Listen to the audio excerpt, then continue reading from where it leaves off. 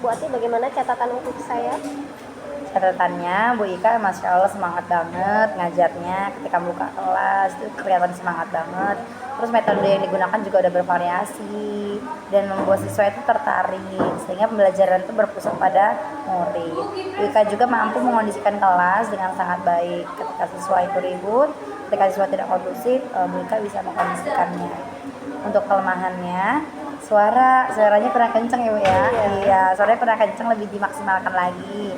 Atau mimik sama gestur tubuhnya masih kurang luwes gitu, masih kaku ya, karena mungkin masih baru sama anak-anak baru ketemu ya, baru kenal gitu, jadinya masih agak kaku gitu. Kalau udah terbiasa insya Allah bisa.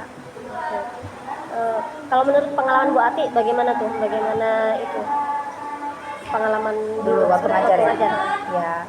Terus ketika pelajaran ketika ibu ngajar di pelajaran itu ada anak yang memang asik sendiri ya, anak-anak yang kayaknya belum selesai, belum ngerti, belum paham. Nah, kasus itu sama seperti ketika saya dulu ngajar. Jadi saya ngajar, saya memberikan metode yang variasi juga. Ada satu anak yang memang itu lemah banget gitu daya tangkapnya, dan dia cenderung nggak aktif dalam pembelajaran. Nah, pada saat itu kasusnya sama dengan muridnya Bu Ika yang saya amatin. Jadi yang saya lakukan pada saat itu adalah dengan cara melakukan pendekatan ke siswanya, kenapa seperti itu, kenapa nggak semangat belajar, kemudian tanya orang tuanya juga latar belakangnya kan. Nah setelah itu saya lakukan jam tambahan ketika pulang sekolah di hari Jumat.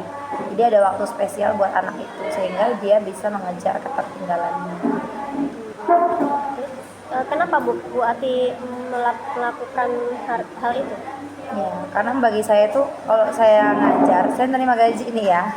Tapi anak saya tuh ada yang nggak dapat haknya, itu saya kayak ngerasa, wah ini saya zolim nih gitu. Jadi karena anak itu nggak bisa dapat haknya ketika pembelajaran full, maka saya lakukan jam tambahan tadi gitu. Nggak apa-apa saya ngalah 1 hari untuk memenuhi kebutuhan anak itu gitu. Karena itu penting banget buat kemajuan dia. Harapannya ke depannya nanti si anak itu nggak ketinggalan lagi gitu pelajarannya, bisa mengikuti dengan baik seperti itu. Motivasi apa yang membuat Bu Ati memaksimalkan hal? Motivasi saya adalah saya pengen setiap murid itu merasakan manfaat dari kehadiran saya, Bu. Jangan sampai saya ada tapi murid itu nggak mendapatkan hak belajarnya gitu. Karena konsep memuliakan murid itu tadi, memuliakan murid itu ketika murid itu ada perubahan kecil aja, maka itu kebanggaan buat saya. Jadi saya pengen dia berubah walaupun hanya sedikit, tapi benar-benar itu hasil dari apa yang saya lakukan gitu. Masya Allah, terima kasih banyak Bu Ati. Sama Ibu.